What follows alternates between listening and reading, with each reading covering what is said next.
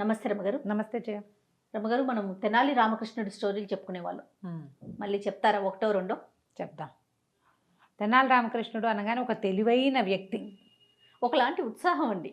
ఆయన పేరు అనగానే ఒక సరదా చమత్కారి వస్తుంది. కదా. చమత్కారి, సరదా వస్తుంది. అవునవును. తెలివి, బట్టతలకి మోకాలకి ముడిపెట్టగలడు, అవును. తుంటి మీద కొడితే పళ్ళు రాలినట్లు చేయగలడు. అన్నీ అలాంటివే కథలు. అవును అవును. నిజంగా అలాంటిది ఉందా? మన కావ్యాల్లోనే అలాంటిది కనపడుతుందా? తెలియదు. మనకు తెలీదు. ఆయన అన్ని విషయాల్లోనూ అలాగే ఉంటాడు. ఆయన క్యాజువల్ విషయాలు కూడా భలే సూపర్గా ఉన్నట్టు ఉంటాయి. అవును. ఆయన ఒక బ్రాహ్మణ అగ్రహారం కొసలో ఉండేవాడు తెనాలి రామకృష్ణుడు. ఆయన పక్కన తాతాచార్యని ఒక ఆచార్యులు ఒక ఆయన ఉండేవాడు. తాతాచార్యులు వారు గురువు గారు కాదు, ఓకే, ఒక ఆచార్యులు, ఒక ఆచార్య, ఓ పురోహితుడు లాంటి వాడు. ఆస్తి స్వాస్తి బాగా ఉన్నాయి ఆయనకి. రాయలవారు ఇచ్చినవి ఉన్నాయి, ముందు నుంచి వచ్చేవి. ఇప్పుడు ఆయన చేస్తే పని వల్ల డబ్బులు గిబ్బులు ఉన్నాయి. కానీ పరమ పిసినారి. ఎవరైనా ముష్టివాళ్ళు వస్తే వాకిట్లోకి, పక్కింట్లో అడగచ్చుగా, మా ఇంట్లో ఎందుకు అడుగుతామని ముష్టివాళ్ళని రామకృష్ణుడి ఇంటికి పంపించేవాట ఆయన. పిల్లికి బిచ్చం పెట్టడు. ఓకే. ఎప్పుడూ పక్క వాళ్ళు ఏం మాట్లాడుకుంటున్నారో వింటూ ఉంటాడు. అదొక ధోరణి అనమాట. ఈయనకి విసుగ్గా ఉండేది. ఏమిటిది, మనం అందరం ఇంచుమించుగా ఒకే రకపు డబ్బు కలిగిన వాళ్ళమే.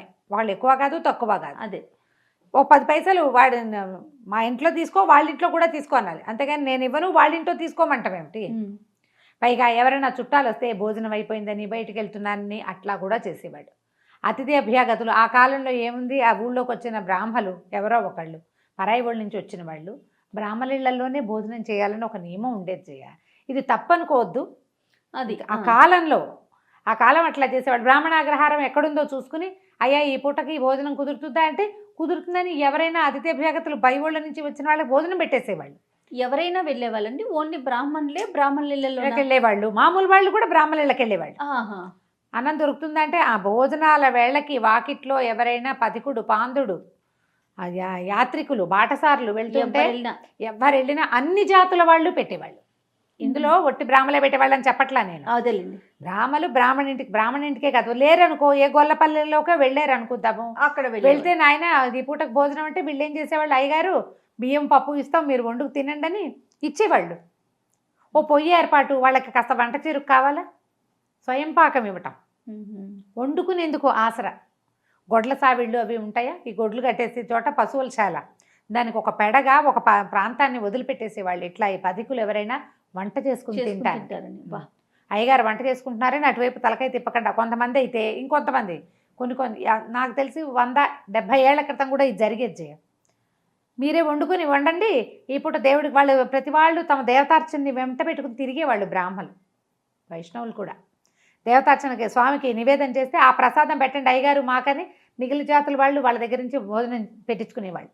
ప్రసాదం కాలక్రమేణా ఎన్ని పద్ధతులు వదిలేసాం కదా రమ్మగారు. తెలియవు. అందులో ఎక్కువ తక్కువలు మేము ఇలా నేను చెప్పగానే మీరు ఎక్కువ మీ ఉద్దేశాలు అని ఇలా పడకూడదు. ఆ కాలం అది కదా. అసలు ఈ కాలంలో వ్యక్తులకి అసలు తెలియదు. అదే ఇలా ఏదైనా చెప్పగానే ఇందులో ఎక్కువ తక్కువ భావాలు లోకి వెళ్ళకూడదు. ఆ కాలం నాటి పద్ధతి ఇట్లాగే చేసేవాళ్ళు. అందరూ దాన్ని గౌరవించేవాళ్ళు. కానీ ఈ రోజులు ఎవరు ఎక్కువ రమ్మగారు? ఎవరికి వాళ్ళే ఎక్కువ. ఎవరు ఎక్కువ కాదు, అప్పుడు కూడా కాదు అప్పుడు కూడా ఎక్కువ తక్కువలు కాదు. ఆ రోజు కాలం అలా ఉండేది. ఆ కాలం నాటి పరిస్థితులు వేరు, సాంఘిక నియమాలు వేరు. ఇప్పుడు మనకు సాంఘిక నియమాలు ఇప్పుడు ఉన్నాయి, ఇప్పుడున్న నియమం వేరు. అవును, ఇప్పటి నియమం వేరు, ఆ కాలం నాటి నియమం వేరు. ఇలా ఎవరైనా భోజనానికి వస్తే వాళ్ళని రామలింగడి ఇంటికి పంపించేసేవాడు ఆయన. వాకిట్లో భోజనం పెడతారంటే ఇక తెనాలి రామకృష్ణ కవి గారు వాళ్ళ ఇంటికి వెళ్ళు అంటే ఇప్పుడు ఈయనకు అభ్యంతరం లేదు. కానీ నీ ఇంటికి వచ్చిన వాడికి నీ ఇంట్లో ఎందుకు అన్నం పెట్టవు? పోనీ నువ్వు ఒకటి పెట్టావు, నేను రెండో వాడి కాదు, ఎవరొచ్చినా సరే వీళ్ళింటికి అట్లా చేసేవాడు. అయితే ఎలాగైనా ఈయనకి బుద్ధి చెప్పాలని ఉండేది రామకృష్ణ కవికి. ఒకరోజట ఊరికే యథాలాపంగా బయట నుంచి సూర్యనారాయణ మూర్తిని దండం పెడుతూ, దేవుడా 100 నాణేలు కావాలి, ఇప్పించు నాయన, 100కి తక్కువ నాకొద్దు అని దండం పెట్టాడు. తాతాచార్యులు వింటున్నాడు. ఆయనకి అలవాటు కదా, ఆయన వింటున్నాడు. ప్రతిరోజు ఇదే దండం పెట్టేవాట. భగవంతుడా 100 నాణేలు ఇప్పించు, 1, 10 తక్కువగా ఇప్పిస్తావేమో, అదైతే నాకొద్దు, 100కి 100 నాణేలు నాకు కావాలనేవాడు. ఈ తాతాచారికి ఏమనిపిస్తుంది అంటే ఆట పట్టిద్దామనిపించింది.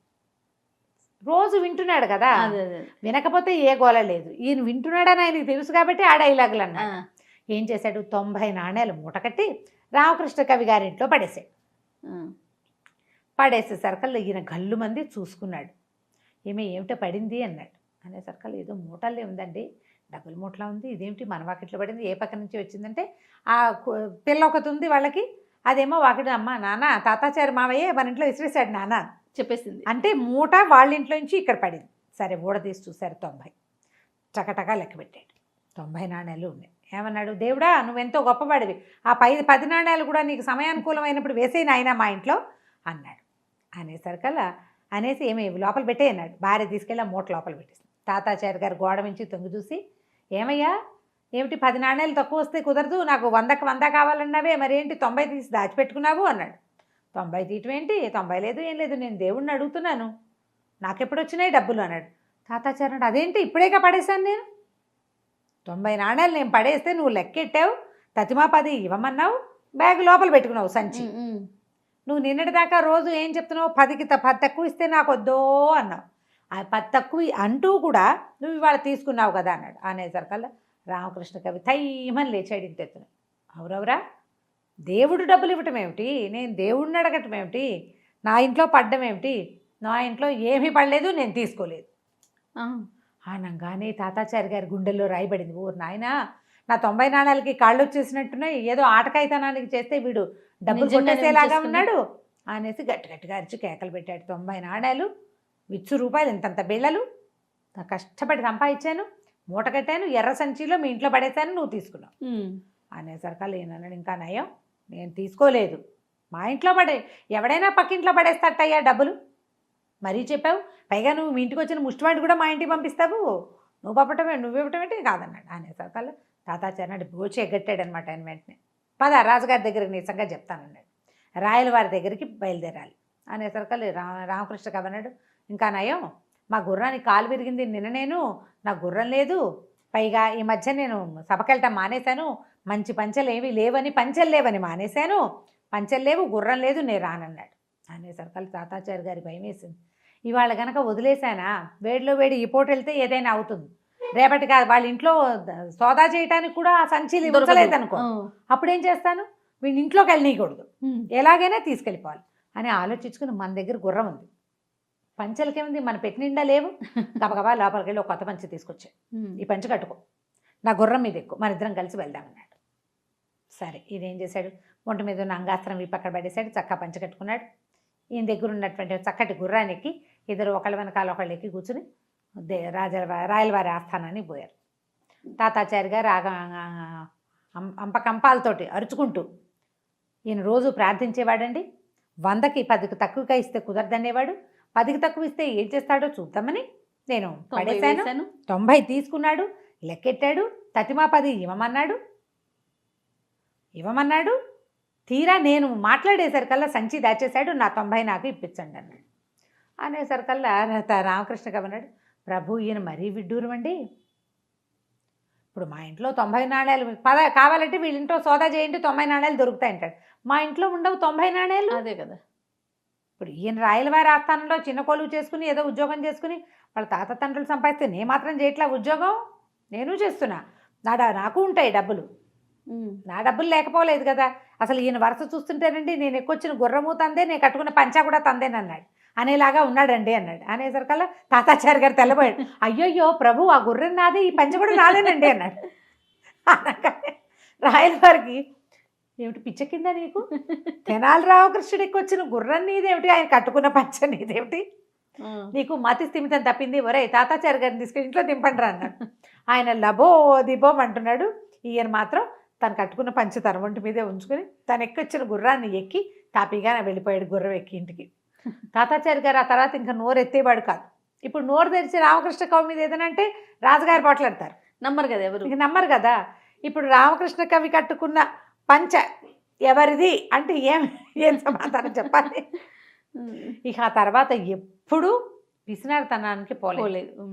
తర్వాత కాలంలో కొద్ది రోజులు పోయాక వాళ్ళు ఏదో సమారాధన ఉంటే రామకృష్ణ కవి ఆ 90 నాణేలు తాంబూలంలో పెట్టి తాతాచారి గారికి ఇచ్చేసాడు. ఆయన డబ్బులు ఈయన ఉంచుకోలే, ఉంచుకుని మోసం చేయాలి, ఇతరుల సొమ్ము ఎందుకు? ఆ, ఆయనకి బుద్ధి రావడానికి చేశారనమాట. మా ఇంట్లో సమారాధన ఉంది, నువ్వు కూడా రా అని పిలిచి ఈయన మొహం మార్చుకున్నాడు. నేను రానంటే కుదరదు, నలుగురితో పాటు వెళ్ళాలి. అప్పుడు ఆ 90 నాణ్యాలు తాంబూలంలో పెట్టి వెనక్కి ఇచ్చేసాడు అనమాట. తర్వాత ఆయన పిసినారితనం మానేశాడు. అందుకే తెనాలి రామకృష్ణ స్టోరీస్ అంత బాగుంటాయి, ఇంట్రెస్టింగ్గా ఉంటే మనకి చెప్పడం కూడా చేత కావాలి, అవునవును, బాగా రావాలి, మనకి చెప్పే విధానం కూడా ఉంటుంది, వస్తే ఇంట్రెస్టింగ్గా ఉంటుంది. చాలా బాగుంది. నమస్తే రమ్మగారు, నమస్తే జయ. చందమామ కథ ఒకటి చెప్తారా? పూర్వం అట కేరళ రాజ్యంలో రసార్ణవుడు అని ఒక ఆయుర్వేద వైద్యుడు ఉండేవాడట. ఆయన చాలా కాలం గురు శుశ్రూష చేసి ఎన్నో గ్రంథాలు చదివి చదివి వైద్యం చేసేవారు. అమృతహస్తమే అయింది. ఆయన చేత్తో కుదరని జబ్బే లేదు, అద్భుతమైన వైద్యం చేసేవాడు. ఈ రసార్ణవుడి కుమారుడు సోమదత్తుడు, అతను కూడా ఆయుర్వేద వైద్యమే. సాధారణంగా అనుచానంగా వైద్యాలు వస్తూ ఉంటాయి, వంశపారంపర్యంగా చేస్తారు. అయితే ఏమైంది, కుర్రవాడు కూడా చేస్తుండేవాడు వైద్యం. ఈయనకి ఒకసారి ఏమనిపించిందంటే, నేను ఇంతకాలం గురు శుశ్రూష చేసి మా నాన్నగారి దగ్గర ఎన్నో తాళపత్రాలు ఉండి నేను ఎంతో భక్తి తత్పరతతోటి ఈ పని చేస్తున్నాను, అనుచానంగా వస్తుంది కాబట్టి నా కొడుక్కి కూడా వచ్చింది, కానీ నాలాగా వీడు చేయలేకపోతున్నాడు, నా అంత అనుభవం వీడికి రాలా. అందుకని ఏదైనా ఒక దైవ సహాయం లభించాలి, నాడి చూసి వైద్యాన్ని వీడి జబ్బు ఇదేని పసిగట్టగలగాలి, వాడి చేత్తో ఏది ఇచ్చినా తగ్గిపోవాలి. దీనికి ఏదైనా ఒక దైవ సహాయం తీసుకుందామని అనిపించింది. ఆయన కొడుక్కి తన వైద్య వృత్తి అప్పచెప్పి, ఇల్లు వాకిలి ఆశ్రమం అన్నీ అప్పచెప్పి, తోటలు దొడ్లు ఉన్నాయి, ఇవన్నిట్లలో ఈ మన మూలికలు అవి ఉండేవి, తపస్సుకి వెళ్ళిపోయాడు. ఆయన 3 ఏళ్ల పాటు చాలా తీవ్రంగా అశ్విని దేవతల కోసం తపస్సు చేశాడు. అశ్విని దేవతలు కొంచెం సులువుగా ప్రత్యక్షం అవుతారు, మనం ఇంతకు ముందు కూడా ఒక కథ చెప్పుకున్నాం. అయితే ఈ దేవతలు ఇద్దరూ ప్రత్యక్షం అయ్యారు. ఏం కావాలి నీకు అని అడిగితే, ఒక అద్భుతమైన వైద్యం చేయగలిగే చెట్టు, దానివల్ల కుదరని జబ్బు లేకుండా చేయమని అడిగారు, ఇవ్వమని అని అడిగాడు. ఒక మూలిక అలాంటిది ఇవ్వమంటే వాళ్ళు ఏం చేశారట, కొన్ని గింజలు ఇచ్చారు. ఒక గింజలు ఇచ్చి, ఈ గింజల్ని పాతిపెట్టు, దీని నుంచి ఒక మహావృక్షం వస్తుంది, ఇది స్వార్థరహితంగా చేసినంత కాలం దాంతో ప్రతి జబ్బు తగ్గిపోతుంది.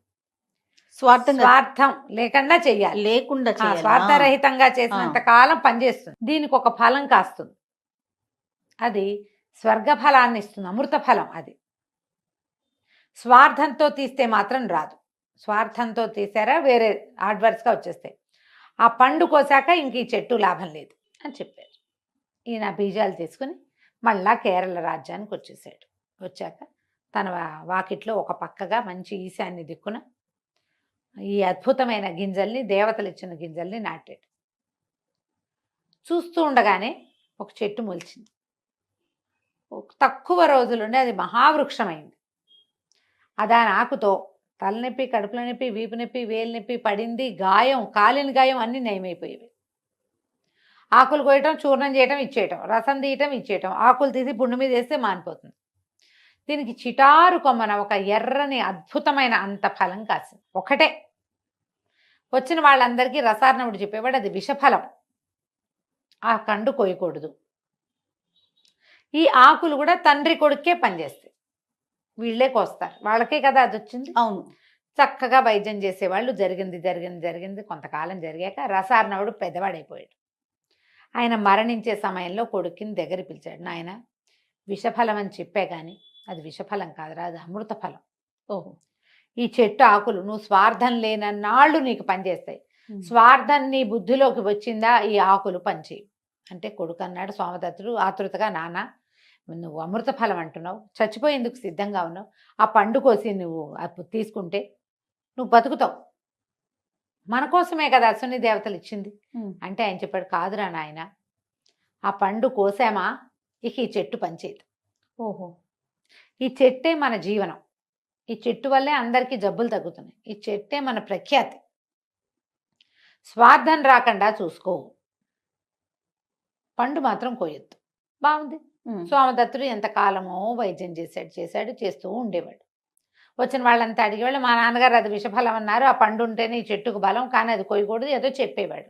ఎవరు దాని జోలికి వెళ్ళేవాళ్ళు కదా. ఈ డాక్టర్ దగ్గరికి వచ్చే వాళ్ళంతా జబ్బులు మారి వాళ్లే కదా. వేరే యావగేషన్స్ తోటి ఎవడు రాడు అక్కడికి. అంతేగా. కొత్త కొత్త ఐడియాలతో రారు. ప్రతి వాళ్ళు వైద్యం కోసమే వస్తారు. డాక్టర్ల దగ్గరికి వచ్చేందుకు పిచ్చి వేషాలు వేయడానికి వస్తున్నారంటే ఎవరైనా వాళ్ళు మనుషులుగా ఉండడానికి కూడా పనికిరారు. అంతే. డాక్టర్ దగ్గరికి వైద్యం కోసమే వెళ్ళాలి. అయితే ఏమైంది, కొంతకాలం గడిచాక ఆ ఊరి రాజ్యం తాలూకు రాజుగారికి విపరీతమైన కడుపులో నొప్పి. ఎన్ని మందులు వాడారో తగ్గల. రకరకాల మందులు వేసుకుని ఆయన కడుపులో మంటలు పుట్టేవి, పిసుకు పుట్టేసేది. ఇంతలో ఎవరో చెప్పారు, రసార్ణవుడి కుమారుడైన సోమదత్తుడు అద్భుతమైన మూలికా వైద్యం చేస్తాడని, అతను చెయ్యి పడితే తగ్గిపోతుంది. ఆయన వెళ్దామనుకున్నాడు. ఆయన బతికేలాగా లేడు ఆ నొప్పితోటి, ఆ ఉదరసూలతో. కూతురు నాన్న ఏమైపోతాడోనని రాకుమార్తె అయినటువంటి మణిమాల కూడా నేను కూడా వస్తాను నాన్న అని అడిగింది. సరే మణిమాలని వెంబడి పెట్టుకొచ్చాడు. వచ్చేసి వీళ్ళ ఊర్లో బస చేశాడు. కబురు చేశారు. ఈయనకి అప్పటికే తెలిసింది రాజుగారు ఎంత డెస్పరేట్గా ఉన్నాడంటే తన నొప్పి తగ్గిస్తే రాజ్యమైనా ఇచ్చేసేలాగా ఉన్నాడు. ఇదొకటి. రెండో భర్త కూతుర్ని వెంట పెట్టుకొచ్చాడు. 20 సంవత్సరాల అమ్మాయి, ఎంత అందగత్తో, ఒక్కతే పిల్ల. ఆ పిల్లని చేసుకున్న వాడికే రాజ్యం వస్తుంది. ఈ సోమదత్తుడు నడి వయసు వచ్చేదాకా ఇతనికి స్వార్థం రాల, కానీ ఇప్పుడు వచ్చింది. ఇప్పటిదాకా ప్రతి వాళ్ళు ఏదో తృణమో పణమో పట్టుకొచ్చిస్తే వీళ్ళు హాయిగా గడిచిపోయేది, హాయిగా ఉండేవాళ్ళు. రాజకుమార్తె రాజ్యము రెండిటి మీద మనసైంది అతనికి. ఎవరిని చూడ్డానికి వెళ్ళినా 4 ఆకులు చేత్తో పుచ్చుకుని వెళ్ళేవాడు. ఒంటి మీద దద్దుర్లంటే ఆకులతో రాస్తే పోతుంది. కడుపులో నొప్పంటే ఇంత పొడి ఇంత దంచి వేస్తే పోతుంది. ఆకులు లేకుండా ఎప్పుడు వెళ్ళేవాడు కాదు. మొట్టమొదటిసారి ఆకులు తీసుకురాకుండా వెళ్ళాడు రాజుగారి దగ్గరికి.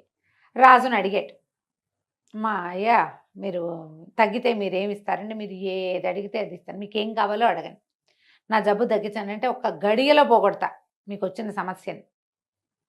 అసలు నిమిషాలే చాలు నాకు మీ జబ్బు పోగొట్టడానికంటే మీరు ఏది అడిగినా సరేనన్నాడు. మీ అమ్మాయిని నాకు ఇచ్చి పెళ్లి చేయండి అన్నాడు సోమదత్తుడు. రాజు నిర్ఘాంతపోయాడు. 19-20 సంవత్సరాల పిల్ల సుకుమారి. ఈయన చూస్తే నడి వయసువాడు, నల్లటివాడు, వంకర కాళ్ళవాడు, వైద్యుడు మీది మిక్కిలి. ఆయన వద్దనుకున్నాడు. ఏముంది, ఎట్టాగో చచ్చిన సిద్ధంగా ఉన్న, పోతే పోతా, పిల్లకి ఎవరో క్షత్రుడు దొరుకుతాడు సరిపోతుంది అంటే కూతురు ఒప్పుకోవాలి. కాదు నాన్న, నీ నొప్పి తగ్గి బాధ తగ్గి ఇంకా నీకు నడివయసు వాడివే, ఇప్పుడే నువ్వెందుకు మరణించాలి, నువ్వు వృద్ధుడివి కాదు, పోని చేస్తానని ఒప్పుకో. ఈయన మహామహిమాన్వితుడు, 100 మంది వైద్యులు కుదర్చలేని దాన్ని కుదురుస్తాడంటే మేధావి. మేధావితో వివాహం కూడా మంచిదే కదా నాన్న అని బతిమలాడింది. అయితే మంత్రి గారు ఏమన్నాడు, ఒకవేళ కుదరకపోతే తల తీయిస్తామని ఒప్పించారు. కూతురు కూడా అదే చెప్పింది, మీకు వైద్యం కుదరకపోతే ఈయన్ని సంహరించటమే, కుదిరిందా పెళ్లి చేసుకుంటా. ఒప్పుకున్నాడు సోమదత్తుడు. ఎప్పుడైతే ఈయన అక్కడికి వెళ్ళి ఈ మాట అన్నాడో బయటకు వచ్చేసింది వార్త. ఆవిడ పరమ దుఃఖం వచ్చేసింది సోమదత్తుడి భార్యకి. ఇంతకాలం 40 వయసు వచ్చింది, ఇంత పెద్దవాడయ్యాడు, 50 ఏళ్ళు వస్తే ఇప్పుడు రాజకుమార్తెను పెళ్లి చేసుకుంటే నా జీవితం ఏమవుతుంది, నేనేం చేయాలి? అంతేగా. అలాగే కదా ఆలోచన వస్తుంది జయ. మరి ఆడవాళ్ళ జీవితం ఏమవుతుంది ఈ కాలం అంటే? మరి ఏమైనా 50 ఏళ్ళు వచ్చాక పెళ్లిళ్ళు చేసుకుంటున్నారేమో. పాతకాలాల్లో ఏం చేసుకునేవాళ్ళు? భర్త ఇంకొక స్త్రీతో ఉంటే ఈ భార్యల పరిస్థితి ఏంటి? ఆవిడ పరమ దుఃఖం వచ్చేసింది ఆవిడకి. సరే ఈయన ఇంటికి వెళ్ళి చెట్టు నుంచి 4 ఆకులు కోసుకొని చెట్టుకో దండం పెట్టి రాజుగారి దగ్గరికి వెళ్ళాడు. ఆయనకి ఏం తెలుసు అంటే, ఏదైనా సరే ఆకులతో రాస్తే పుళ్ళు మాంతాయి, దెబ్బలు మాంతాయి, కాలిన గాయాలు మాంతాయి, వాపులు తగ్గిపోతాయి. ఎంత లావు పుండైనా అందులో పురుగుంటే పురుగుడు బయటపడిపోవాల్సిందే. లోపలికి ఇస్తే కడుపులో నొప్పి, ఎంత లావు నొప్పి అయినా, తలనొప్పి అయినా, వీపు నొప్పి అయినా, ఏ నొప్పి అయినా తగ్గిపోవాల్సిందే. ఆకులు కల్మంలో వేసి నూరించాడు. ఆయనకి ఇంత రసం తీసి ఇచ్చాడు. రసం తీసి ఇచ్చిన 5వ నిమిషానికి డాక్టర్కి రాజుగారు కింద పడి దొర్లిగింతలు పెట్టడం మొదలుపెట్టాడు. కడుపులో మండిపోతోంది, విపరీతమైన నొప్పి, ఈ బాధ భరించలేకుండా ఉన్నానంటే అందరూ నిర్ఘాంతపోయారు. ఈ సోమదత్తుడు వెనకాల చాలామంది వచ్చారు. వాళ్ళందరికీ తెలుసు సోమదత్తుడి చేత్తో, ఎడం చేత్తో ఆకురసం ఇచ్చినా తగ్గిపోవటమే. రాజు ఎందుకు అలా అయిపోయాడో తెలియలా. సోమదత్తుడు కూడా అర్థం కాల.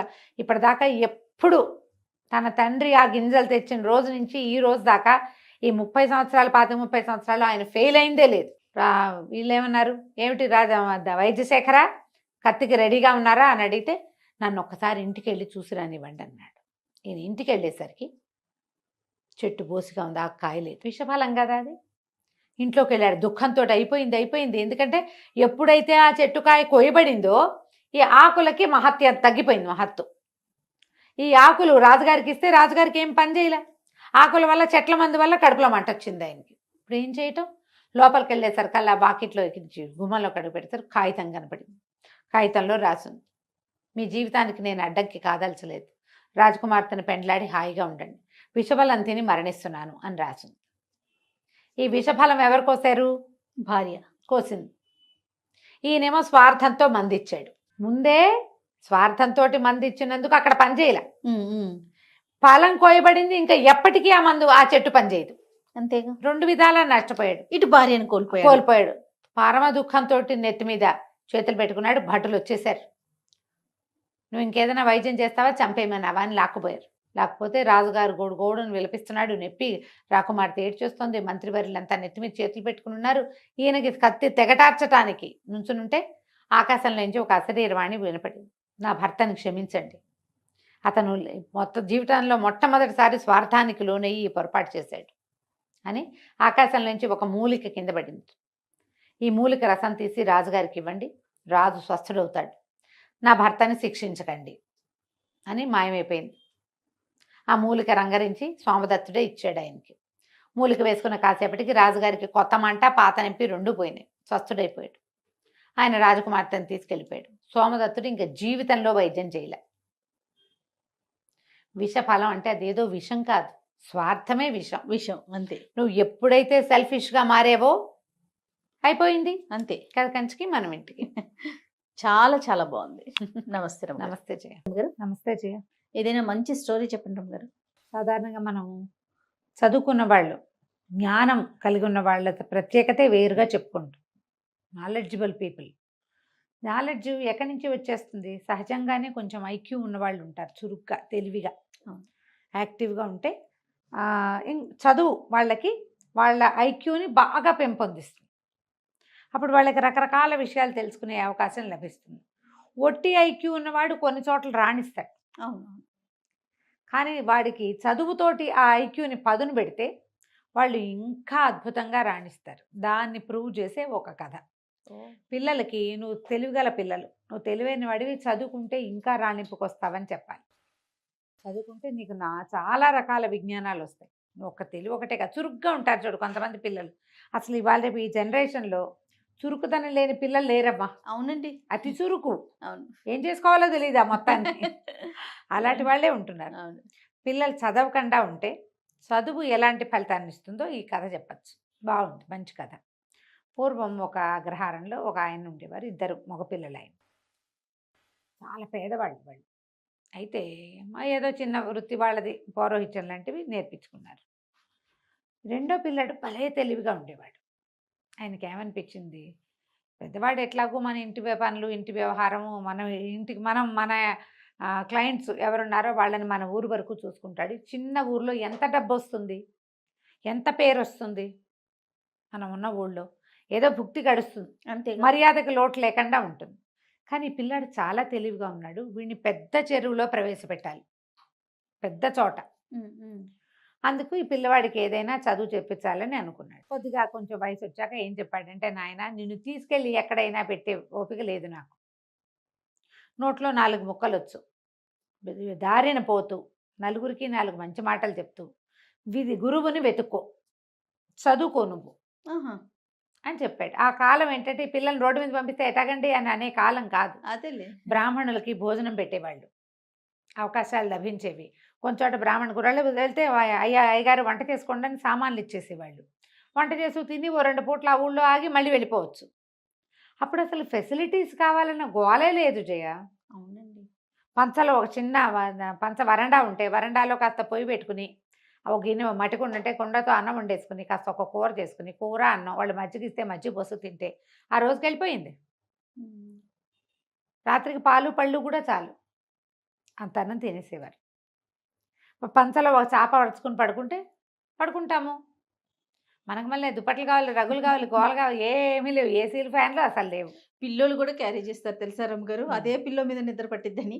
నా పిల్లోనే కావాలి, నా అంతే. బొంతే కావాలి, మా రగ్గే కావాలి, బోల్డన్ ఉన్నాయి ఇప్పుడు. అవును. అప్పుడు జీవితాలు అట్లా ఉండేవి కాదు. ఒక విద్యార్థి 15-16 సంవత్సరాల వాడు రోడ్డు మీదకి పోయాడు ఇట్లా ఉమ్. కట్టు బట్టలతోటి ఉమ్. చదువుకోవటానికి. చదువుని వెతుక్కుంటూ వెళ్ళాడు. వెళ్ళగా వెళ్ళగా వెళ్ళగా ఒక అగ్రహారానికి చేరాడు. కాకపోతే ముందు రోజు ఎక్కడ ఆహారం లభించలే. అటగే ఎక్కడో మంచినీళ్ళు చెరువులో నీళ్ళు తాగి నడుచుకుంటూ వచ్చాడు. ఈ అగ్రహారంలోకి వచ్చేసరికల్లా ఆ పూట మంచి ఎండగా ఉంది. పిల్లాడు ఎంత 16-17 ఏళ్ల వాడు. కొంచెం త్రాణ వచ్చేసింది వాడికి. దాహం వేసి సొమ్మసిల్లి పడిపోయాడు. పడిపోయేసరికల్లా ఏ ఇంటి వాకిట్లో అతను పడిపోయాడో ఆ ఇంట్లో ఉన్న ఆయన గురువుగారు లోపల నుంచి బయటకు వచ్చారు. ఎవరో ఒక గురువు ఆ ఇల్లు అయింది. ఆయన బయటకు వచ్చి అయ్యో ఎవరో పిల్లాడు పడిపోయాడు, మన వాళ్ళ పిల్లాడు అలానే ఉన్నాడని లేవదీసి వీడి చెవులకు చిన్న కుట్లు ఉన్నాయి, మళ్ళీ యజ్ఞోపవీతం ఉంది, పంచధావతి బట్టలు చూస్తే కూడా తెలిసేది కదా ఆ కాలం. తీసుకొచ్చి లోపల కూర్చోబెట్టి కాసిన మంచినీళ్ళు ఇచ్చి మజ్జిగిచ్చి అన్నం పెట్టారు. పెట్టి ఏ ఊరబ్బా, ఏం గోత్రం ఏమిటి, మీరు ఏ ఊరు అని కనుక్కున్నారు. అన్ని వివరాలు చెప్పాక గురువు కోసం వెతుకుంటూ బయలుదేరానండి. 3-4 అగ్రహారాలు చూశాను. అందరూ మీ పేరే చెప్పారు. మిమ్మల్నే వెతుకుంటూ వచ్చాను. ఇక్కడికి వచ్చేసరికల్లా మీ ఇల్లు గుర్తు తెలియలా, ఈ లోపల నాకు నిద్రాన్ని వచ్చేసింది అన్నాడు. అంటే ఆయన సంతోషించి అబ్బాయి ఇక్కడే ఉండు, నేను చదివిస్తా నిన్నని చెప్పి అట్టె పెట్టుకున్నారు. ఆ కాలం అలాంటిది.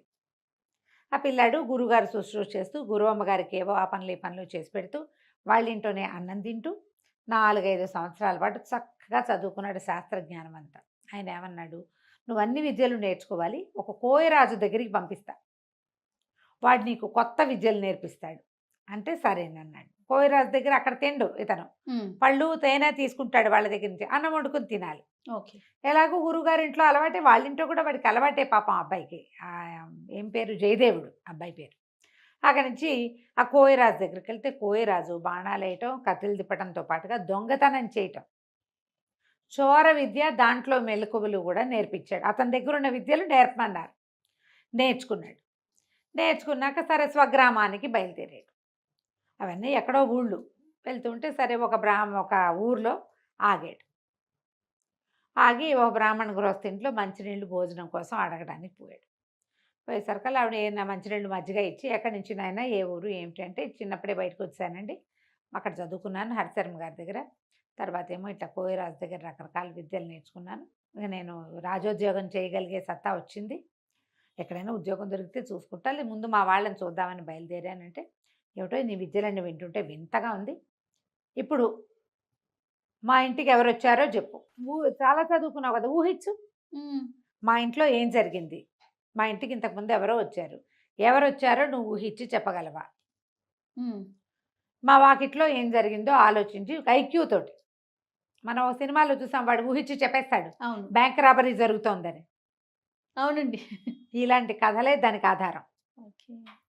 ఈ అబ్బాయి ఏం చెప్పాడంటే, బయటకు వాకిట్లోకి వెళ్ళొచ్చాడు, లోపలికి వచ్చాడు, ఇంటికి ఎవరో 4 వచ్చారు, బహుశా రాజోద్యోగులు అయి ఉండొచ్చు, సైనికులు అయ్యి ఉండొచ్చు. తర్వాత ఈ రోడ్డు మీద ఒకడు నడిచి వెళ్ళాడు, వాడి నెత్తి మీద ఒక బొగ్గల బస్తా ఉంది. ఏం బస్తా? బొగ్గల బస్తా ఉంటే ఆయన ఆశ్చర్యపోయాడు. ఊరిని భలే కనిపెట్టాబోయ్, నిజంగానే మా ఇంటికి సైనికులు వచ్చారు, 4 సైనికులు వచ్చారు. దేవాలయం దగ్గర ఒక మణి పోయింది, ఆ మణిని వెతుక్కుంటూ వచ్చారు, ఒక్కొక్క ఇంట్లోనూ వాళ్ళు వాకప్ చేసుకుంటూ వెళ్తున్నారు. నువ్వు భలే కనిపెట్టావు, అసలు ఆ మణి ఎట్టా పోయిందో, ఎవరి దగ్గర ఉందో నువ్వు కనిపెట్టగలవేమో, ప్రయత్నం చేయి, రాజుగారి దగ్గర నీకు ఉద్యోగం వేయించే పూచి నాది, చక్కగా మీ నాన్నని తాన్నయ్యని కూడా ఈ ఊరే తెచ్చుకోవచ్చు, ఈ ఊళ్ళో బ్రాహ్మణికానికి ఏం కొదవలేదు, మీ నాన్న అన్నయ్య వాళ్ళ పని వాళ్ళు చేసుకుంటారు, నీతోటే ఉంటారు హాయిగా, కనిపెట్టు, మణి ఎక్కడ పోయింది, ఎలా పోయింది, ఎవరు తీసుకొచ్చారు, ఎవరు తీసుకున్నారంటే సరేనన్నాడు. ఈ అబ్బాయి వెళ్ళి దిగి అక్కడి నుంచి వెళ్ళిపోయాడు, వాళ్ళ ఇంటి నుంచి బయటకు వచ్చేసాడు. ముందు దేవాలయం దాకా నడిచి వెళ్ళాడు, దేవాలయం దగ్గర నుంచి నడుచుకుంటూ వచ్చాడు. ఏ గృహస్థ అయితే ఇతనికి మంచినీళ్ళు ఇచ్చి ఉద్యోగం ఇప్పిస్తానన్నాడో వాళ్ళ ఇల్లు దాటి ఇంకా 9-10 ఇళ్ల తర్వాత ఒక కంసాలి ఇల్లు, కంసాలి ఇంటి దాకా వెళ్ళాడు. అక్కడి నుంచి కంసాలి ఇంట్లోకి వెళ్ళాడు, లోపలికి వెళ్ళి బంగారము ఈ రోజుల్లో రేట్ ఎంత ఉంది, ఏదైనా వస్తువు చేయడానికి అతను ఎంత తీసుకుంటాడు, ఇవన్నీ మాట్లాడుకున్నాడు. కాసేపు మాట్లాడుకున్నాక మళ్ళీ బ్రాహ్మణుడి ఇంటికి వచ్చేసాడు. వస్తువు దొరికేస్తుందండి, నా భోజనం పెట్టించండి, నేను రాజోద్యోగులను తీసుకెళ్తాను అన్నాడు. ఆయన ఆశ్చర్యపోయాడు. భోజనం పెట్టారు. భోజనం వేళ అయినప్పుడు తినాలి కదా మరి. అన్నం తినేశాక మీరు రాజోద్యోగులను పిలిపించండి, సైనికుల్ని, దొంగ దొరికాడు మనకు అన్నాడు. అనేసరికి సరే 4 సైనికుల్ని గుడి దగ్గర ఉన్న వాళ్ళని కేకేసుకురమ్మని కుర్రాన్ని పంపించాడు ఆయన. పాలేరు వెళ్ళి సైనికుల్ని పిలిచాడు. మా అయ్యగారు ఏదో చెప్తామని రమ్మన్నారంటే 4 సైనికులు వచ్చారు. వస్తే వాళ్ళు మాట్లాడుకున్నారు. జయదేవుడు అన్నాడు, దీని తర్వాత 9 ఏళ్ళ తర్వాత కంసాలి ఇల్లు ఉంది కదా, కంసాలేనండి దొంగ అన్నాడు. ఈ రాజోద్యోగులు వీళ్ళు సైనికులు అన్నారు, అట కాదు బాబు, అందరి ఇల్లు సోదా చేసాం, ఇప్పుడు నువ్వున్న ఇల్లు సోదా చేసినట్టే కంసాలి ఇల్లు కూడా సోదా చేసాము, వాళ్ళ ఇంట్లో ఎక్కడా కనపడలేదు, అన్ని పెట్లు గిట్లు అన్నీ చూసాం అనేసరికి నాతో పదండి నేను చూపిస్తా అన్నాడు. ఈ బ్రాహ్మణ ఏ ఇల్లు అయితే ఆశ్రయం ఇచ్చారు ఇంట్లో వాళ్ళు కూడా బయలుదేరారు. సరే అందరూ కలిసి లోపలికి వెళ్ళారు. అతను అన్నాడు, అదేంటండి మా ఇల్లు సోదా చేశారు కదా, నేను అటువంటి వాడిని కాను, అలాంటి వాడిని కాను నేను అనేసరికి ఇతను అన్నాడు, ఈ కంసాళ్ళు వీళ్ళ పద్ధతి ఏంటంటే పెట్టెల్లో బేడల్లో బంగారాన్ని కానీ వస్తువులు కానీ దాచరు వీళ్ళు, దొరికేస్తాయని. ఇప్పుడు కంసాల ఇంట్లో ఎప్పుడు బంగారం ఉంటుంది, దొంగలు పడరు. వాళ్ళు ఏం చేస్తారంటే చిన్న చిన్న గోడకి కంతల్లో పెట్టి మూస్తారు. కొత్తగా అలిగిన గోడ ఎక్కడుందో వెతకండి ముందన్నాడు. మట్టి గోడ అది. ఇప్పుడు రోజు అలకరు కదా, కొన్ని చోట్ల ఇట్లా ప్యాచ్లు కనపడతాయి, ఆ ప్యాచ్ ఉన్న చోట తడి ముట్టుకుని చూసి ఇదిగో తడిగా ఉంది ఇక్కడే అంటే అక్కడ తవ్వేసరికి కదా దాన్ని ఇట్లా కొట్టేసరికి మణి బయటపడింది. వాళ్ళు ఆశ్చర్యపోయారు, ఈ బ్రాహ్మణ ఆయన ఆశ్చర్యపోయాడు, ఆ గృహస్థు కూడా. మణి తీసుకున్నారు, కంసాలని పట్టేశారు. పట్టేశాక బయటకు వచ్చాక ఆయన అడిగాడు, ఎట కనిపెట్టావయ్యా అని. దాందేముందండి, దేవాలయం దగ్గర మణిపోయింది, దేవాలయం దగ్గర ఎక్కడ మణిపోయిందని మీ వాళ్ళు చెప్తున్నారు, మణి మిస్ అయిందని. అక్కడ ఒక చిటికెడు బొగ్గుపొడి రాలి ఉంది, ఆ తర్వాత దారంతా బొగ్గుపొడి రాలింది. ప్రతి చోట వాడు బ్యాగులోంచి రాలుతూ ఉందంటే ఆ దారిని వెళ్తున్నాడు. తర్వాత ఎక్కడైతే బొగ్గుపొడి రాలి ఉందో అక్కడ అడుగులు నిదానంగా వేసినట్టు, మధ్యలో ఒక్క అడుగు వెనక్కి వేసినట్టు కనపడుతుంది. తను ఎవరైనా వెంబడిస్తున్నారేమోనని వెనక్కి తిరుగు చూశాడు ఆ బొగ్గులు బస్తా పట్టుకున్నవాడు. నేను కంసాల వాళ్ళ ఇంట్లోకి వెళ్ళినప్పుడు వాళ్ళ వాకిట్లోకి, ఇప్పుడు రోడ్డు మీద కాకుండా వాళ్ళ వాకిట్లో కూడా బొగ్గుపడి వెళ్ళింది. వాళ్ళ ఇల్లంతా పరిశీలిస్తే ఒక మూల బొగ్గుల బస్తా కనపడింది. ఖచ్చితంగా అతను తెచ్చి ఉండాలి. అతను ఏం చేశాడు, మణి ఎక్కడ దొరికింది, దొరకగానే మణి చేత్తో పుచ్చుకొచ్చినా జేబులో వేసుకొచ్చినా అంతది తెలిసిపోతుంది. అందుకని ఏం చేశాడు, ఒక బొగ్గుల బస్తా కొనుక్కొచ్చుకొని అక్కడ పెట్టి బొగ్గుల బస్తాలో దాన్ని వేసేసాడు. బొగ్గుల బస్తా మోసుకుంటూ వచ్చాడు. వచ్చిన తర్వాత అడుగడుక్కి ప్రతి 10 అడుగులకి ఓసారి వెనక్కి తిరిగి చూసుకుంటున్నాడు. వెనక్కి తిరిగి చూడాలంటే ఇటా తిరగలేదు, నెత్తి మీద బస్తా ఉంది కదా, ఒక అడుగు వెనక్కి వేస్తే కదా వెనక్కి తిరగాలట్టు. అవును, మనిషి పూర్తిగా సగపడైనా తిరిగితే గానీ కనపడదు అవతల భాగం. అంతేగా, బస్తా ఉన్నవాడు ఎట్టా మనకు మళ్ళీ ఇటా చూస్తాడు, చూడలేకపోతాడు కదా. అందుకని 11 అడుగులు ముందుకి, ఒక అడుగు వెనక్కి కనపడుతున్నాయి. అవి కొంచెం అడుగులు మాసిపోయినాయి, అంటే చాలా సేపు అయిందనమాట. మరి మా ఇంటికి సైనికులు వచ్చారని ఎట్టా కనిపెట్టావయ్యా అంటే, దాందే ఉందండి, సైనికులు కవాతు చేస్తున్నట్టు నడుస్తారు, మనకు మళ్ళీ ఎట్ట పడితే ఎట్టా ర్యాండమ్గా నడవరు, అడుక్కి గ్యాప్ కూడా కరెక్ట్గా ఉంటుంది, వాళ్ళకి అలవాటు. 4 రోళ్ళు 8 జతలు, అది కూడా సేమ్ గ్యాపులతోటి, కాబట్టి ఖచ్చితంగా వాళ్ళు సైనికులు అయి ఉంటారని ఊహించాను. వాళ్ళు మీ ఇంట్లోకి వచ్చారు, మీ వాకిట్లో మట్టి మీద కూడా సేమ్ అడుగులు ఇవి కనపడుతున్నాయి. వాళ్ళు మీ ఇంట్లోకి వచ్చారు, వచ్చింది రాజ సైనికులు అని తెలిసింది. వీళ్ళకంటే ముందే అతను వెళ్ళిపోయాడు సైనికుల కంటే, ఎందుకంటే అతని అడుగులు మీ వాకిట్లో చెరిగిపోయినాయి, ముందే వెళ్ళి దాచేసుకున్నాడు. కంసాలు కాబట్టి ఖచ్చితంగా బంగారాన్ని పూడ్చినట్టుగానే దీన్ని పూడ్చిపెట్టాడు. ఆ బస్తా ఎక్కడికి వెళ్ళిందో అక్కడే మణి ఉంటుందని నేను ఊహించాను. వాళ్ళ ఇంట్లోకి వెళ్ళినప్పుడు అంతా పరిశీలించి తెలుసుకున్నాను అన్నాడు. ఆయన చాలా ఆశ్చర్యపడి, ఎంత బ్రెయిను, వీడికి ఎంత విజ్ఞానం ఉండాలి, అంతే కదా. ఒట్టి ఐక్యూ ఉంటే సరిపోతుందా, తెలివి ఒకటే కాదు, జ్ఞానం కూడా కావాలి. ఆ జ్ఞానం వీడికి చదువు వల్ల పెరిగింది. ఆయన రాజుగారి దగ్గరికి తను తీసుకెళ్ళాడు జయదేవుడిని. మాకు తెలిసిన వాళ్ళ అబ్బాయి, వీడు చాలా తెలివైన వాడు, హరిశర్మ గారి దగ్గర చదువుకున్నాడు, తనకి రాని విద్య లేదు, మీ దగ్గర మంత్రిగా ఉంచుకోండి అని చెప్పి రాజుగారికి సిఫారసు చేసి జయదేవుడిని మంత్రం చేశారు. తర్వాత వాళ్ళ అన్నయ్యని వాళ్ళని తెచ్చుకున్నాడు. నిజంగానే ఆ మణి చక్కగా ఎలా పోయిందో అలాగే 3-4 గంటల వ్యవధిలో చక్కగా దొరికేసింది. కథ కంచికి మనం ఇంటికి. చాలా బాగుంది రమ్మగారు. నమస్తే. నమస్తే రమ్మగారు. నమస్తే జయం. రమ్మగారు, ఏదైనా మంచి కథ చెప్పండి అండి. చందమామ కథ చెప్తాం. ఓకే. పూర్వమట టర్కీ దేశం ఆహా. ఈ కథలు అక్కడ కథలు బాగుంటాయి తమాషాగా. అంటే ఈ టర్కీవి అవి ఎందుకు చెప్తారు లాంటి ప్రశ్నలు అడగండి అమ్మా. మనకు అసలే కథల కరువు వచ్చింది. ఇప్పటికే మనం దాదాపుగా 1000 పైన కథలు చెప్పేసుకున్నాం. వెయ్యి చెప్పారా రమ్మగారు? మరి అసలు ఏ రోజుకి ఆ రోజు కొత్త మాకు అలా ఉంది. బోల్డ్ అని చెప్పుకున్నాం కదా, అవును. వెతకాలి కథలు. కొంచెం మనకేమో 10 నిమిషాల్లో చెప్పేస్తే కుదరదు. టాపిక్లు 10 నిమిషాలే మాట్లాడాలి, కథలు 25 నిమిషాలు కావాలి. నాకేమో ట్విస్టులు ఉండాలి. మీకు ట్విస్టులు ఉండాలి. అదే కదా. అయితే టర్కీ దేశంలో ఒక పక్షులు పట్టేవాడు ఉండేవాడట. సుల్తాన్లు అవి ఉన్న కాలం అనమాట అది.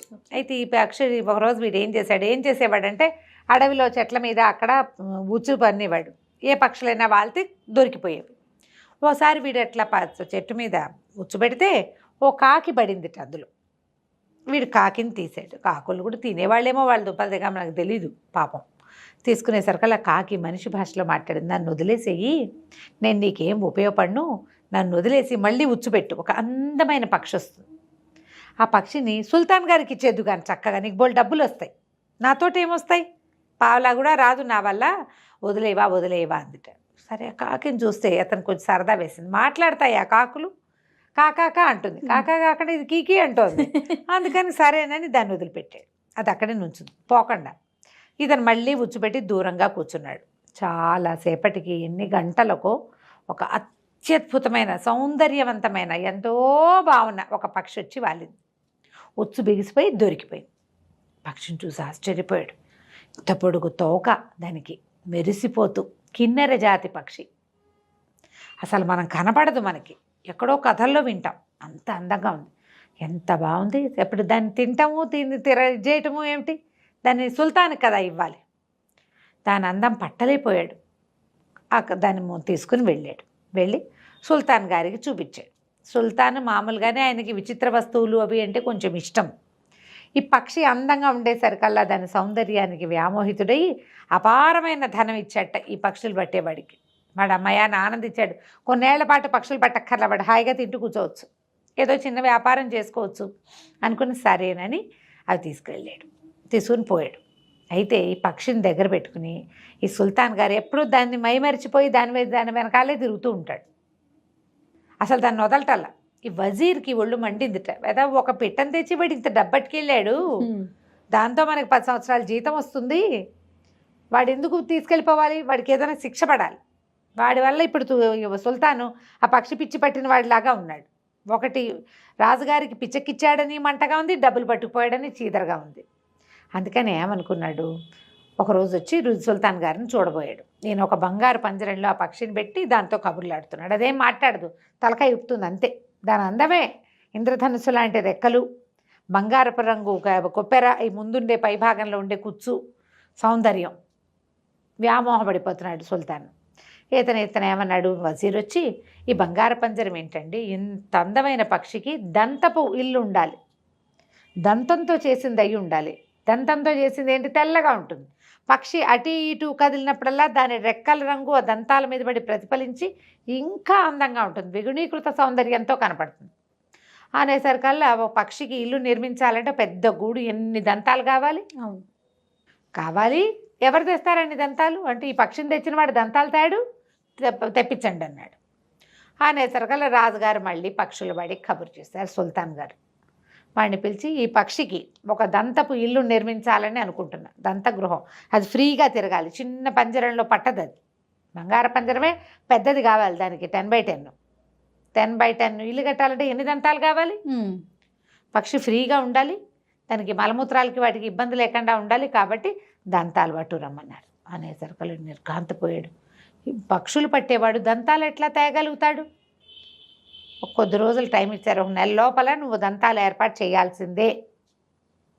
అయితే ఏమైంది, రాజుగారు ఈ మాట చెప్పారు, కానీ వజీర్ ఏం చెప్పాడంటే, నువ్వు దంతాలు తేకపోతే నీకు మరణశిక్షే, 1 నెల రోజులు టైం ఇస్తున్నావు, లేకపోతే అంతే నీ సంగతి. వీడికి మరణశిక్ష ఇస్తే వీడి ఆస్తి అంతా జప్తు అవుతుంది, సుల్తాన్ ఇచ్చిన డబ్బంతా మళ్ళీ వెనక్కి. వీడు ఏడు మొహం పెట్టుకుని బయటకు వచ్చాడు. నడిచొస్తుంటే ఎక్కడి నుంచో పరిగెత్తుకుంటూ వచ్చింది కాకి, వీడి భుజం మీద వాళ్ళింది. ఏమిటి అలా పెట్టుకున్నావు మొహం, ఏమైంది నీకు అది అనేసరికల్లా వీడు ఆ కాకిని గుర్తుపట్టి దానికి ఏం చెప్పాడంటే, మరి నేనేం చేయను, దంతాలతోటి ఇల్లు కడతాట, ఏనుగు దంతాలు తెమ్మంటాడు, అసలు ఏనుగులు ఎక్కడున్నాయి మనకి, ఓ దంతం దొరుకుతుంది, అంత ఏ 25-30 దంతాలో ఉంటే కానీ ఆ ఇల్లు అవ్వదు అనేసరికి దానిదేముంది, నువ్వు కంగారు పడకు, రాజుగారి దగ్గరికి వెళ్ళి 40 పీపాల సారా కావాలని అడుగు. ఓకే. మనకు అడవిలో ఏనుగులు నీళ్లు తాగే మడుగు ఒకటి ఉంది. ఈ 40 పీపాల సారాని అక్కడికి షిఫ్ట్ చేయమను. మొత్తం ఎత్తి సారా నదిలో పోసాయి, ఆ గుంటలో మడుగులో. ఏనుగులు వచ్చి 2 రోజులకి 5 రోజులకి ఒకసారి వచ్చి నీళ్లు తాగుతాయి. ఆ సారా నీళ్ళు తాగితే మత్తెప్పి పడిపోతాయి. కోసేసుకో నీకు కావాల్సిన దంతాలు, నువ్వు కోసిన అవి లేవు అనేసరికి ఈ పని బాగుందనుకున్నాడు. బాగుందనుకుని రాజుగారికి చెప్పాడు. రాజుగారి సుల్తాన్ ఏమన్నాడు, సరేనని ఓ పెద్ద బండి మీద 40 పెద్ద పెద్ద పీపాల నిండా సారా పోయించి ద్రాక్ష సారా వీడితో పంపించాడు. వీడు పోయే ఏనుగుల మడుగులో అవంతా పోసేసాడు. పోసాక ఏనుగులు వచ్చినాయి, తాగినాయి. వీడిద్దరు 3 మనుషుల సహాయంతో దంతాలన్నీ కోసేసి ఏ బండి మీద సారా పీపాలు పెట్టుకొచ్చాడో అదే బండి మీద దంతాలన్నీ వేసుకుని పట్టుకెళ్ళిపోయాడు. వజీర్ నిర్ఘాంతపడి, వీడికాడు పుడక, వీడు బలే తెచ్చేశాడే, ఎలాగైనా వీడిని మళ్ళీ ఇంకోసారి పట్టించాలనుకున్నాడు. ఆ దంతంతో చక్కగా అన్ని దంతాలు పెట్టి బ్రహ్మాండంగా గూడు లాంటి ఒక ఇల్లు కట్టారు. పక్షి అక్కడెక్కడెక్కడెక్కడే హాయిగా తిరుగుతూ ఉండేది. బాగుంది. కొన్ని రోజులు గడిచాక ఏమైంది, ఓ రోజు వజీర్ వచ్చి అన్నాడు, రాజా ఎంతసేపు సుల్తాన్ మీరు ఏమన్నారు, జహాపనా అంటాడనమాట, మీరు పక్షికేసే చూస్తున్నారు కానీ అదొట్టి బొమ్మలా కూర్చుంది ఏమిటండి, మాటామంతి లేకుండా. పక్షి అంటే పాటలు పాడద్దు, ఈ కిన్నెర జాతి పక్షులు మరీ పాటలు పాడాలి, ఇది పాడదు పెట్టదు, ఇది అందంగా పాడాలి కదండి అంటే, ఏమో దీనికి పాటలు రావండి అన్నాడు సుల్తాన్. అనేసరికి ఎందుకు రావు, ఈ పక్షి దొరికిందంటే ఖచ్చితంగా ఇది ఎవరిదో పెంపుడు పక్షి, పక్షుల వాడికి తెలుసు దీని పెంపుడు వాళ్ళు ఎవరో, వాళ్ళకి తెలుసు దీంతో పాడించడం ఎట్లా, వాళ్ళని బట్టురమ్మనండి అనగానే రాజుగారికి తట్టింది. ఇంత అందమైన పక్షి ఇంతకంటే అందంగా గొంతెత్తి పాడితే ఎంత బాగుంటుంది, పట్టరండి రా పక్షులు వాడిని అన్నారు. మళ్ళీ వాడిని మోసుకొచ్చారు. వాడన్నాడు, లబో దిబోమనండి, నేను అడవిలో పెట్టానండి ఉచ్చు, అది వచ్చి అక్కడ పడింది, నాకు తెలీదు దాన్ని, అది పెంపకం పక్షి అని కూడా నాకు తెలీదు, అది కుయ్యమనలేదండి, ఊరికే అందంగా కళ్ళు మెటకరిస్తుంది, అటు ఇటు తిరుగుతుంది తప్ప నాకు కనపడలేదండి అంటే ఒప్పుకోలే రాజు. దీన్ని పాడించాలి, దీన్ని పెంపకందారులు ఎవరో చూసి పట్టరా వెతకబోయ్ అన్నాడు. వీడు కాళ్ళు ఏడ్చుకుంటూ వజీర్ దగ్గరకు వచ్చాడు. వజీర్ అన్నాడు, 40 రోజుల లోపల దీని ఓనర్ని తీసుకొచ్చి దీన్ని పాడించకపోతే నీకు మృత్యువు తప్పదు, నీ ఆస్తి జప్తు చేయక తప్పదు. రెండోసారి దంతాలు తెచ్చినప్పుడు రాజుగారు 3 ఇచ్చాడు డబ్బులు. వాళ్ళ డబ్బంతా పెట్టి కూర్చున్నాడు. సంతోషం ఏది వాడి బతుక్కి పాపం. సరే మళ్ళీ బిక్కమొహం వేసుకుని బయటకు వచ్చాడు. కాకి కనపడింది. కనపడేసరికల్లా నువ్వు ఎందుకు ఏడుస్తావు, ఓనర్సే కదా, నేను చెప్తా, ఓ పని చెయ్యి, రాజుగారి దగ్గర ఒక విహార నౌక ఉంది, అందులో లోపలే ఆ విహార నౌకలోనే ఒక ఉద్యానవనం లాంటిది, ఒక పార్క్ లాంటిది, ఒక స్నానఘట్టం, స్నానగృహం అన్నీ ఉన్నాయి. రాజుగారి విహార నౌకలో వెళ్తే అలా కొన్ని రోజుల పాటు తిరుగుతాడు, లోపలే ఎంజాయ్ చేయడానికి వీలుగా అన్నీ ఉంటాయి ఆయనకి. అది ఇచ్చి దాని నిండా బానిసల్ని దాసీలను ఇచ్చి నీకు ఇవ్వమని అడుగు, ఓనర్స్ని తీసుకొస్తానని చెప్పంటే రాజుగారు ఒప్పుకున్నాడు.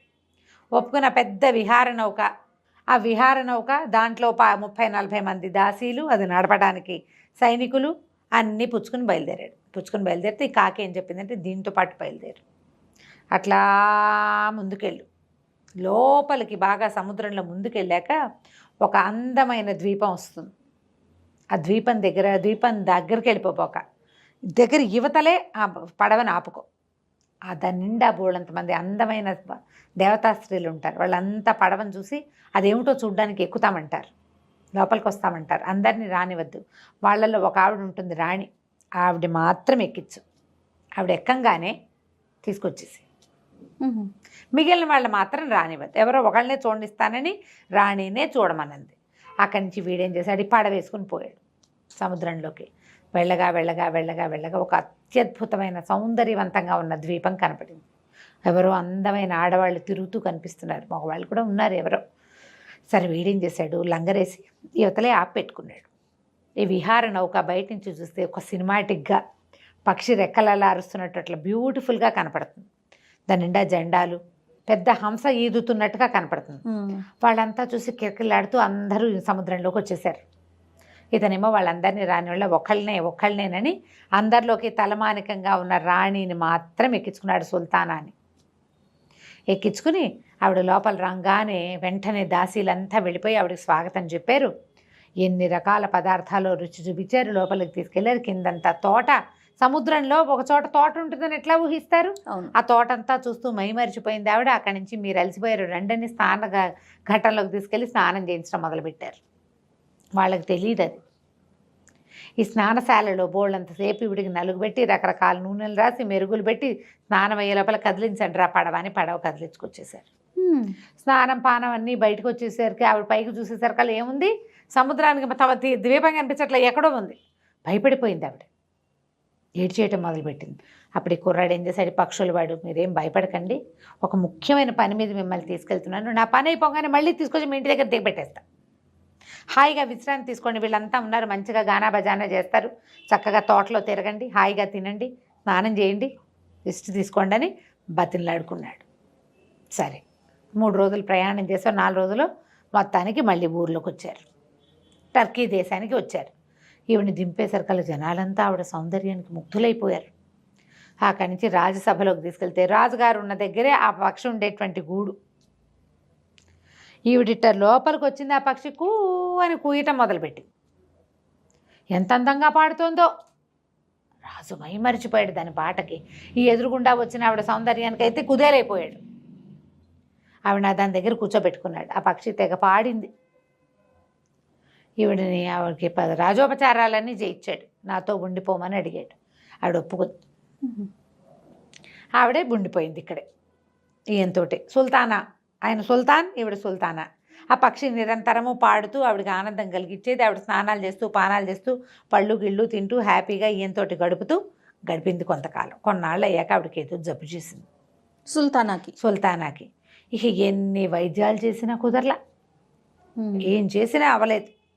అవపోయేసరికల్లా సరే వాళ్ళేమన్నారు, వజీర్కి ఏం చేయాలో తెలియటల్లా.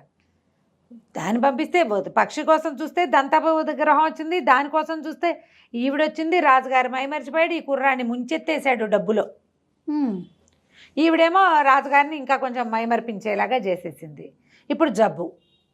అక్కడి నుంచి వాళ్ళు ఏమన్నారు, ఈ కుర్రాన్ని మళ్ళీ పిలిచారు. పిలిచేసరికల్లా ఈవిడికి వైద్యం చేయించాలంటే ఏం చేయాలి? అప్పుడు కాకింది, నువ్వు భయపడద్దు, ఈవిడికి ఒక ఔషధి కావాలి. వీళ్ళు ఏంటంటే అక్కడ ఉండే దేవతా స్త్రీలు వాళ్ళు ప్రతి నెల ఒక ఆహారం ప్రత్యేకంగా తీసుకుంటారు, ఒక ఔషధం తీసుకుంటారు, దానివల్ల ఆరోగ్యంగా ఉంటారు. ఇక్కడ అది లభించలేదు. 6 నెలలు అయ్యేసరికల్లా ఆవిడకి జబ్బు చేసేసింది. పద మళ్ళీ ఈసారి విహార నౌక తీసుకో మళ్ళీ అని చెప్పింది. మళ్ళీ విహార నౌక తీసుకుని ఆవిడ ఇంటికి బయలుదేరి వెళ్ళాడు. ఆవిడ రాను ఇక్కడే ఉంటానంది. ఈయనతో ఉండటానికి ఇష్టపడింది ఆవిడ. విహార నౌక తీసుకెళ్తే అంతకుముందు ఇంతమంది స్త్రీలంతా పరిగెత్తుకుంటూ వచ్చారు. ఇప్పుడు ఒక్కడు రాల, ఎవరు రాల. ఈయనే దిగెళ్ళాడు. అబ్బాయి ఏం చేస్తాడు మరి? అంతకుముందు సముద్రంలో ఆపుకుంటే ఇంతమంది వచ్చారు, 100 మంది, ఒక్కళ్ళు రాలేదు. దూరంగా ఎవరెవరో కనపడుతున్నారు కానీ ఎవరు వీడికేసి చూడటం. వీడు దిగి వెళ్తే పెద్ద కోటలాగా ఉంది, బంగారంతో చేసినట్టు మెరిసిపోతుంది కోట అంతా. పువ్వులు ఇవి తోటలు గీటలు బ్రహ్మాండంగా ఉంది, ద్రాక్ష తోటలు, పువ్వుల తోటలు. వాళ్ళకి ఆ పువ్వులు ఏం చేయాలో తెలీదు, ఆ ద్రాక్ష ఏం చేయాలో తెలీదు. దగ్గరికి వెళ్ళేసరికల్లా ఒక కోట వాకిట్లో 2 పెద్ద పెద్ద సింహాలు ఉన్నాయి, చెండ సింహాలు. వీడిని చూడంగానే గర్జించడం మొదలుపెట్టాయి. అవి దూకేలాగా ఉన్నాయి మీద. ఇంతలో ఎక్కడి నుంచి వచ్చిందో కాకి వీడి భుజం మీద వాలింది. భయపడుకు నువ్వు, నా ఈక ఒకటి పీక్కో. ఆ ఈకతో సింహం దగ్గరికి వెళ్ళి దాన్ని నెత్తి మీద గీరు, రెండిటి మీద. దీని మీద గీరు, ఇది ఊరుకుంటుంది, దాని మీద గీరు, అది అవి నిన్నేం చెయ్యవు. కోట తలుపులు తోసుకొని లోపలికి వెళ్ళు, వాళ్ళు ఆ మంది ఇస్తారు, తీసుకొద్దు కానీ అనేసరికల్లా వీడు ఏం చేశాడు, కాకి ఈకని ఇట్లా ఆడిస్తూ వెళ్ళేసరికల్లా సింహం గర్జిస్తుంది కానీ దూకట్లా, ఊరుకుంది. దగ్గరికి వెళ్ళి ఆ సింహాన్ని నెత్తి మీద దాని జూలు ఉంటుందిగా ఇట్లా, ఆ జూల్లో గీరేసరికల్లా అది ఇట్లా చమ్మగా కళ్ళు మూసుకుంది. రెండో సింహాన్ని కూడా గీరాడు, మాట్లాడకుండా ఊరుకుని తలుపు దోసుకొని లోపలికి వెళ్ళాడు. ఇంతమంది గుంపుగా ఆడవాళ్ళంతా వచ్చారు. మా సుల్తానాన్ని తీసుకుపోయావు, నువ్వు ఇప్పుడు మళ్ళీ వచ్చావు, ఏం చేయడానికి వచ్చావు అని. వీడేం చెప్పంటే, నేనేం చేయడానికి రాలేదు, మాకు ఒక పక్షి దొరికింది, నీ కథ అంతా చెప్పాడు. చెప్పి ఆవిడ అందుకు తీసుకెళ్ళాను. ఆవిడ అక్కడే ఉండటానికి ఇష్టపడుతుంది, ఆవిడకి ఒంట్లో బాగుండలేదు, మందు కోసం వచ్చాను, ఔషధం తీసుకురమ్మని పంపించింది ఆవిడ, నన్ను వెళ్ళమంది అన్నాడు. అనేసరికల్లా సరే వాళ్ళు ఏం చేశారు, ఒక కుప్పేరు తీసి మందు ఇచ్చారు. అది పుచ్చుకొని బయలుదేరాడు. వెనక్కి వచ్చాడు. వెనక్కి వచ్చేసరికల్లా వెళ్ళాడు సుల్తానా దగ్గరికి వెళ్ళాడు. వెళ్ళేసరికల్లా ఏమైంది, ఆ సుల్తానాకి ఆ మంది ఇచ్చేసరికల్లా ఆవిడ ఇట్లా నోట్లో పోసుకోగానే లేచి కూర్చుంది. వస్తే నువ్వేంటే, బద్దకప్పు మొహదానా అని తిట్టింది. తిట్టేసా ఎవరిని తిడుతోంది అనుకున్నారు. ఈ కుర్రాడి భుజం మీద వాలిన కాకిని తిట్టేసరికల్లా అతను అన్నాడు, ఈ కాకే సహాయం చేసిందండి నాకు అన్నాడు. నాకెందుకు తెలీదు, నాకు తెలుసు, ఈ కుర్రాడికి ప్రాణాల మీదకి వచ్చిన ప్రతిసారి వీడిని కాపాడుతున్నావు కదా, ఇప్పుడు నాకు అర్థమైంది, బద్ధకం తగ్గించుకుంటే అసలు ఈ బతికే వచ్చేది కాదు నీకు అంది. అనేసరికల్ రాజు సుల్తాన్ ఆశ్చర్యపోయాడు. ఏమిటి కాకి మనకి ఏం సంబంధం అంటే, ఈ కాకి నా దాసి, పనిచేసేది కాదు, మహాబద్ధకస్తురాలు, అందుకని దీన్ని కాకి అయిపోమని చెప్పించాను. అది కాకి అయిపోయి ఆ తిరుగుతుండేది ఆగమ్మ కాకి, ఈ కుర్రాడికి దొరుకుంటుంది, వాడు అందానికి మోహించి వాడు వెనకాల పడి తిరుగుతోంది అని చెప్పింది. చెప్పంగానే ఆ కాకి అందమైన అమ్మాయిగా మారిపోయింది. ఆ కాకి ఏమిటి, దాసిది. ఆ ద్వీపంలో ఉండలేక కాకి రూపంతో ఇటు వచ్చింది. ఈ కుర్రాడు కనపడ్డాడు, వీడితో ఫ్రెండ్షిప్ చేసింది, వీడికి ఒకటి ఒకటి ఒకటి వనగూర్చింది, క్రమంగా తన రూపం మార్చుకునే అవకాశాన్ని పొందిందనమాట. సరే, ఆ అబ్బాయికి అమ్మాయికి పెళ్లి చేసేసింది ఈవిడ, తన దాసి పిల్లకి, ఈ పక్షులు పట్టే కుర్రాడికి. ఆ తర్వాత రాజుగారి సేవలోనే ఉండిపోయాడు. అయితే రాజుకు అర్థమైంది, తమ వజీరు కావాలని కుర్రాడిని ఇరికించడానికి వాడిని ఇట్లా ఇట్లా బెదిరించి ఈ పనులు చేయించాడని తెలుసుకుని వజీర్ దుష్టబుద్ధిని కనిపెట్టి వజీర్నేమో ఊరి బయటికి పంపించేశాడు. ఈ కుర్రాడినే తన వజీర్గా చేసుకుని వాడికి తెలివైన సలహాలు చెప్పిన వాడి భార్యనేమో తన భార్యకి సహాయకారిగా తన దగ్గరే ఉంచుకున్నాడు. ఎంతకాలమో వాళ్ళు కలిసి హాయిగా ఉన్నారు. కథ కంచికి మనం ఇంటికి. నమస్తే. నమస్తే జయ.